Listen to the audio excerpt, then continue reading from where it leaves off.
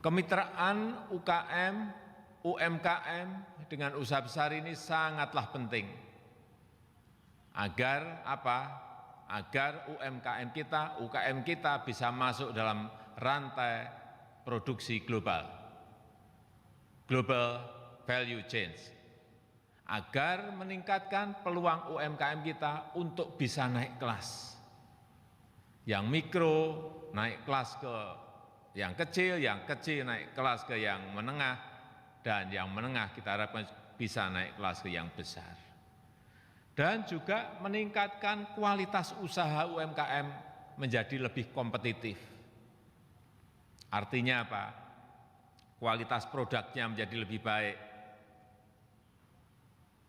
desainnya menjadi lebih baik, manajemennya menjadi lebih baik.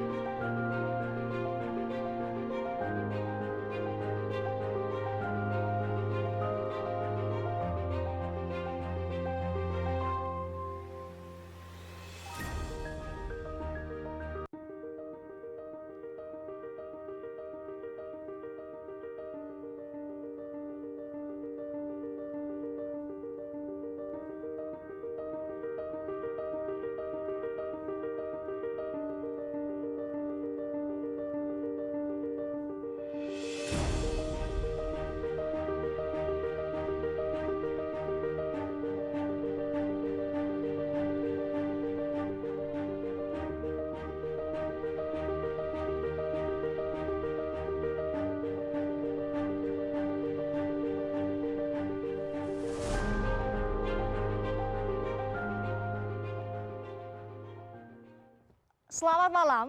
Menko Perekonomian Erlangga Hartarto pada 28 April 2021 lalu mengatakan UMKM digital merupakan kunci pemulihan ekonomi nasional. Saat ini pemerintah berfokus mendorong digitalisasi UMKM.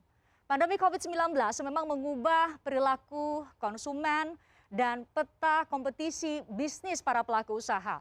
Terjadi shifting atau peralihan pola konsumsi barang dan jasa dari luring atau offline menjadi daring atau online. Malam ini Forum Christian memilih diksi transformasi. Dalam Kamus Besar Bahasa Indonesia bermakna perubahan rupa. Jadi tak sekadar digitalisasi, tapi UMKM kita harus naik kelas dengan berdaya saing dan kaya inovasi. Caranya? Kita bahas bersama dengan Menteri Koperasi dan UKM Teten Mas Duki bersama dengan pegiat koperasi dan UKM Dr. Dewi Tenti. Saya undang untuk bergabung di Forum Christian. Selamat malam Pak Menteri, Bu Dewi Tenti, silakan. Silakan. Selamat malam, terima kasih sudah berkenan hadir di forum ini. Sehat selalu ternyata kita semua. Terima kasih sudah memenuhi undangan kami. Pak Menteri mungkin tadi sudah menyimak di awal kami sudah tampilkan mengenai digitalisasi. Itu gencar betul untuk dilakukan. Sudah berapa banyak? Kalau dilihat datanya Pak Menteri mungkin bisa perbarui karena terus bertambah. Kami berharap demikian, ada 64, sekian juta UMKM dan betul baru 12 juta yang go digital? Ya, memang yang sudah go digital itu sekitar 12 juta atau 19%. Tapi kalau dilihat perkembangan selama pandemi itu luar biasa. Karena sebelumnya ada akselerasi gitu ya? Ya, sebelumnya itu hanya sekitar 8 juta dan itu kira-kira berlangsung antara 8 sampai 10 tahun. Ya. Nah, dalam 1 tahun terakhir kemarin itu naik 4 juta. Nah, kenapa ada pertumbuhan yang begitu cepat? Karena memang terjadi tadi pola perubahan konsumsi masyarakat, ya, termasuk belanja di online. karena ada pembatasan sosial, ada pembatasan kegiatan usaha yang offline gitu. Nah, mereka melakukan transformasi ke digital. Nah, ini bukan soal akses marketnya di marketplace digital, tapi juga inovasi produknya. Ya. Karena jualan di market online kan berbeda. Terbuka, semua orang bisa ikut Ya. berkompetisi termasuk para pelaku usaha dari luar. Dan ini akan menjadi tren yang akan berkelanjutan, tren online itu. Karena saya kira bukan hanya kemudahan, tapi juga banyak fasilitas yang menguntungkan konsumen juga di online itu. Kalau menyitir target yang disampaikan Menko Perekonomian Erlangga Hartarto maunya tahun 2030 sudah 30 juta. Itu yang Ya, itu target kami. Target kami di 2024 itu 30 juta. Nah, sekarang bagaimana caranya?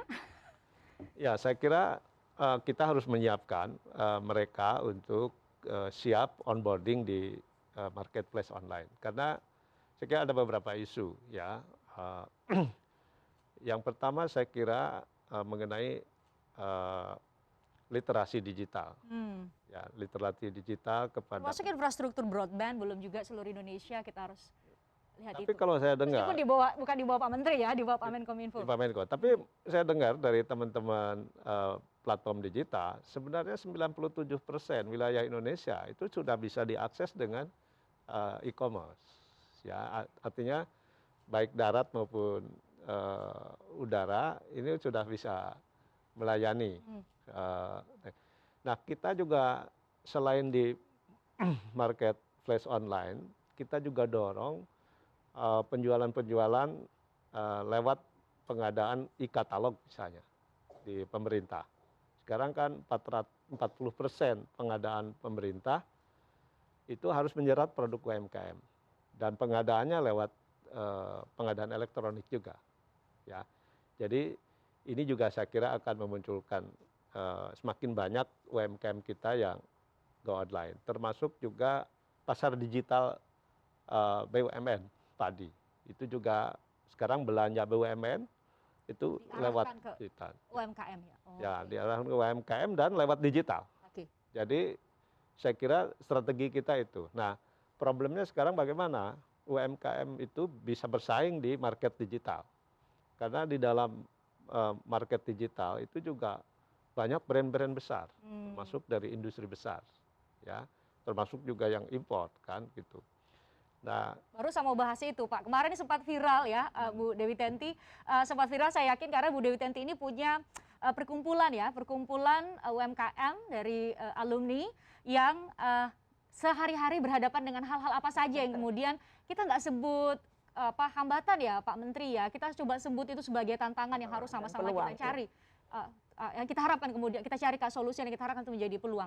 Mungkin Dokter Tenti bisa menjelaskan pada kami apa saja sih secara empirik hal-hal yang dihadapi oleh para pelaku usaha UMKM di lapangan. Terima kasih Mbak Fristian, izin Pak Menteri, terima kasih sekali atas kesempatannya karena dengan ini kita bisa ngobrol sangat dekat dengan Pak Menteri karena saya yakin orang yang salah satu paling sibuk menghadapi pandemi ya kan adalah Pak Menteri Teten ini. Nah, Indonesia bukan sekali ini saja mengalami resesi ya. Tetapi kalau kita flashback ke 98, 2008, ini yang paling unik karena apa? Resesi-resesi sebelumnya itu hanya bicara tentang ekonomi atau sosial, politik, tetapi yang ini ada pandemi, yang juga ada eksesnya di mana ada PSBB, PPKN, apapun itu istilahnya, yang menghambat penjualan langsung. Yang tadi dibilang oleh Mbak Christian Fluring itu. Dulu waktu belum ada PSBB, kalau ada resesi orang masih bisa door to door, masih bisa memberikan diskon atau apapun itu. Sekarang betul-betul membuat mereka mati kutu karena apa? Nggak bisa keluar dan orang nggak bisa ke dalam. Nah, satu-satunya way out-nya adalah tadi sudah disebutkan online. Tetapi online adalah sesuatu mata rantai juga. Bukan dengan sekedar memberikan foto kita ke dalam media sosial kemudian itu sudah selesai. Tidak, karena dengan adanya online itu mematikan panca indera kita yang lain. Kita hanya fokus pada mata. Kalau zaman dulu saya ibu-ibu ke pasar, saya pegang dulu, saya cium, saya beli Pak. Kalau sekarang saya nggak bisa pegang, saya nggak bisa cium, boro-boro tester, hanya melihat ke tampilan. Artinya para pedagang saat ini, para pelaku usaha juga harus sudah mulai. Makanya titik poinnya tidak hanya kepada online, tetapi ajarkan mereka untuk membuat tampilan foto. Tadi seperti Bapak Menteri sudah bilang, ada e-katalog. Saya pernah melihat e-katalog yang sangat buruk. Katalog produk. Ya. Nah, itu yang sangat buruk. Mungkin sebetulnya bukan buruk, tapi tidak ada orang yang memoles. Nah, makanya dengan keadaan seperti ini, kita tahu ya ada banyak kesempatan yang diberikan oleh pemerintah. Ya kita masyarakat harus lebih membuka mata kita, kesempatan itu ada di mana dan kita kejar. Seperti misalnya saya sendiri baru tahu banyak sekali rumah kemasan. Dan rumah kemasan itu gratis Mbak Fristian. Kita aja baru tahu karena dengan adanya akses terbuka online seperti ini, oh ada ternyata di Bandung misalnya, atau di Bekasi. Nah itu rumah-rumah kemasan itu mendorong para pelaku UMKM untuk merubah kemasannya sehingga menjadi lebih eye-catching. Nah, saran saya selain rumah kemasan juga ada rumah digital. Yang akhirnya kasihan yang katalog yang jelek-jelek itu dibikin sedemikian rupa. Mungkin mereka bukan jelek ya. Sense itu kan berbeda. Kemudian fotonya peralatan kameranya juga tidak canggih Pak Menteri. Tidak semua orang punya kamera yang bagus. Kemudian narasi, bagaimana kita bicara tentang suatu produk itu bisa diterima mata dan membaca. Hashtag apalagi itu ya. Hashtagnya apa yang kita harus ini supaya akhirnya naik seperti itu. Jadi meng-upscale, terima kasih dengan adanya digitalisasi karena meng-quote satu kalimat dari cendekiawan bahwa 80 juta mata pencaharian akan punah pada saat pandemi ini, tetapi akan digantikan 95 mata pencaharian baru yang semuanya adalah digital. Jadi percepatan digitalisasi. Saya harus beri kesempatan Pak Menteri untuk menjawab tadi permintaan dari Dr. Dewi Tenti soal tolong juga dibekali, tidak hanya kemudian ya didorong untuk go digital, tapi juga dibekali dengan berbagai pengetahuan yang mumpuni agar mereka punya daya saing. Ada juga para ahli ekonomi yang menyebut Pak Menteri seharusnya ada data besar by name, by address, jenis usahanya apa, berapa besar skalanya sehingga kemudian terbaca betul bagaimana peran pemerintah, bantuan pemerintah seberapa besar yang diberikan kepada setiap jenis usaha. Tapi kita harus jeda, usai jeda saya akan berikan kesempatan kepada Pak Menteri. Sesaat lagi di Forum Fristian.